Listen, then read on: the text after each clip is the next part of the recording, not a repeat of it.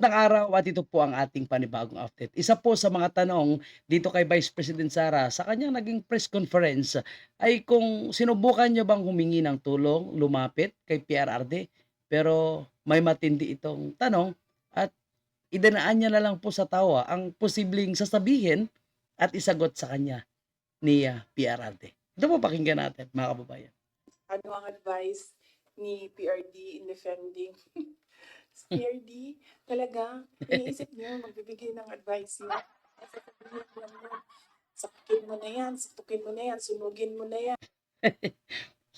Grabe talaga si PRRD ano mga kababayan natin. Kaya kilalang-kilala talaga ni Vice President Sara itong kanyang ama. Kaya imbis na hihingi pa ito ng tulong dito o may maghihingi ng advice, ano, alam niya naman at kaya niya naman, kaya hindi na ito humihingi ng advice. At siyempre po, iba po ang sasabihin sa kanya ni PRRD. No? Anong tawag niya kay PRRD? PRRD is a jarhead. O, anong jarhead? Ito, pakinggan niyo po. Ganun yung PRD is a jarhead. Ngayon, 'di ba, jarhead daw po si PRRD. Alam naman natin lahat yan. So, kung pupunta kay PRD, ang ma-expect mo doon ay galit, sigaw, at volcano eruption, ganyan, ganyan. Mm. Oo, ganyan. So wala.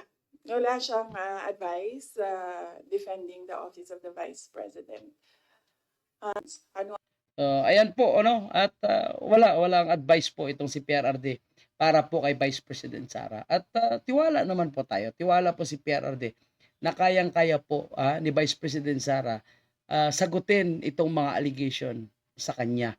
No? At alam naman natin kung sakaling tanungin po itong si PRRD at kung sakaling medyo hindi niya na nagustuhan ang ginagawa po kay Vice President Sara, ay nagsasalita ito. Tandaan po natin, unang nagsalita po itong si PRRD noon at tinawag niya po na most rotten institution itong House of Representative nung binabakbakan po nila itong si Vice President Sara. Alam natin, ang ama ay ama po yan at hindi niya po kayang manahimik kung nakikita niya po na pinagkakaisahan na po itong si Vice President Sara.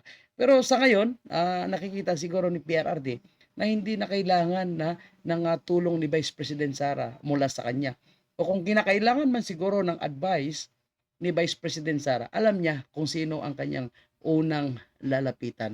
Kahit pa siguro sabihin ni PRRD, suntukin mo na yan, sunugin mo na yan, sapakin mo na yan. Siguro pupunta pa rin ito, no?